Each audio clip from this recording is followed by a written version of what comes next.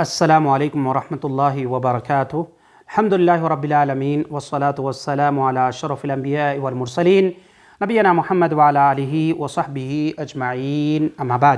اعوذ باللہ من الشیطان الرجیم۔ قد افلح من تزکا، بے شک اس نے فلاح پالی جو پاک ہو گیا۔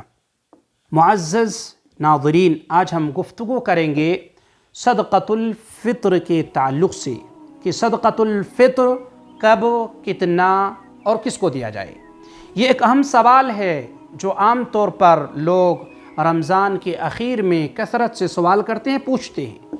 رسول اللہ صلی اللہ علیہ وسلم کی حدیث ہے، فرض رسول اللہ صلی اللہ علیہ وسلم زکاة الفطر صاعا من تمر او صاعا من شعیر على العبد والحر والذکر والانثى والصغیر والکبیر من المسلمین، وأمر بها أن تؤدى قبل خروج الناس إلى الصلاة، رواہ البخاری۔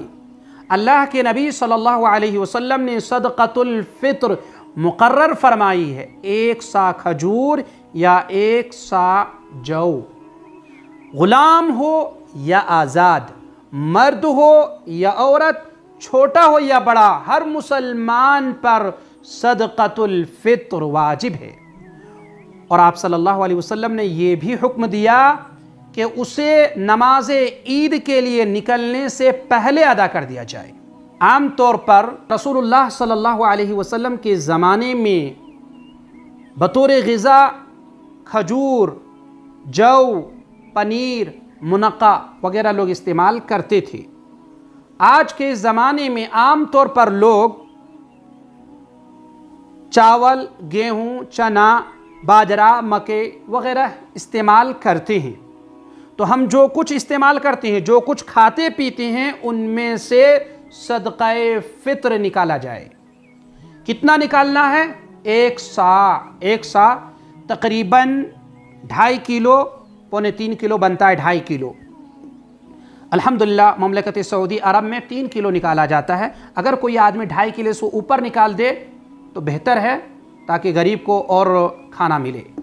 ایک سوال یہ ہے کہ یہ کیوں نکالا جاتا ہے اور کس کے لیے نکالا جاتا ہے، کس کو دینا ہے؟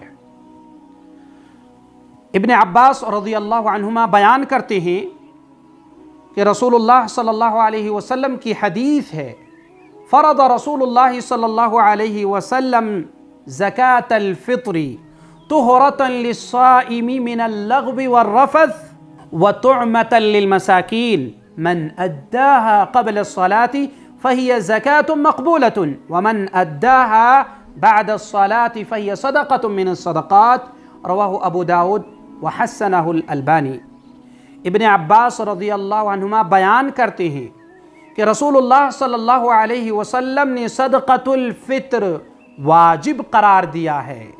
رسول اللہ صلی اللہ علیہ وسلم نے صدقۃ الفطر کو فرض قرار دیا ہے تاکہ اس سے روزے دار کے لیے روزے میں جو کچھ کوتاہی ہوئی ہے، مثلاً بول کر کے یا اعمال کے ذریعے یا فالتو باتیں ہماری زبان سے نکلی ہے، اس کو پاک کرنے کے لیے یہ صدقۃ الفطر نکالے جاتے ہیں۔ اور پھر ایک دوسری وجہ یہ ہے وَطُعْمَةً لِلْمَسَاكِينَ، تاکہ اسے مسکین کو کھانا حاصل ہو۔ تو مسکین کو عید کے روز بخوشی خوشی مسلمانوں کے ساتھ عیدگاہ جانے کے لیے، اس دن خوش رہنے کے لیے یہ صدقۃ الفطر نکالا جاتا ہے۔ اللہ کے نبی صلی اللہ علیہ وسلم نے فرمایا، من اداها قبل الصلاة فهي زکاة مقبولة، جس شخص نے نماز عید کے لیے نکلنے سے پہلے ادا کر دیا تو ایک ایسی زکوٰۃ ہے جو قبول کر لی گئی، مقبول ہے۔ اور جس نے نماز عید کے بعد صدقہ فطر ادا کیا تو یہ عام صدقات ہوں گے، یہ صدقہ فطر شمار نہیں کیے جائیں گے۔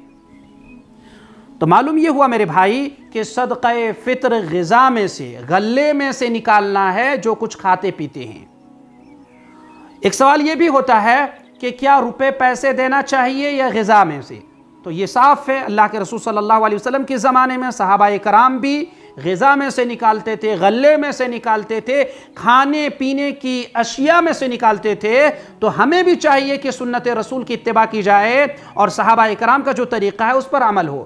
ایسا نہ ہو کہ روپیہ پیسے نکالا جائے۔ بعض علماء نے جائز کے پہلو نکالے ہیں کہ اگر کسی کے لیے مجبوری ہے تو وہ ادا کر سکتے ہیں، واللہ اعلم بالصواب، لیکن بہتر یہ ہے کہ آدمی کھانے پینے کی اشیاء میں سے صدقۃ الفطر نکالے۔ عید کے روز، عید سے 1-2 دن پہلے نکالا جا سکتا ہے۔ صحابہ اکرام 1-2 روز پہلے نکال دیا کرتے تھے، جیسا کہ صحیح بخاری میں یہ حدیث موجود ہے۔ اللہ رب العالمین سے دعا کرتے ہیں کہ بار الہ ہم سب کو صدقہ فطر نکالنے کی توفیق عطا فرمائے۔ اللہ رب العالمین ہم سب کے صدقات کو قبول فرمائے۔ اللہ رب العالمین ہم سب کے قیام اور صیام کو قبول فرمائے، اور اللہ رب العالمین ہم سب کو اچھے اعمال کرنے کی توفیق عطا فرمائے، آمین۔ وآخر دعوانا الحمد للہ رب العالمین۔ السلام علیکم ورحمۃ اللہ وبرکاتہ۔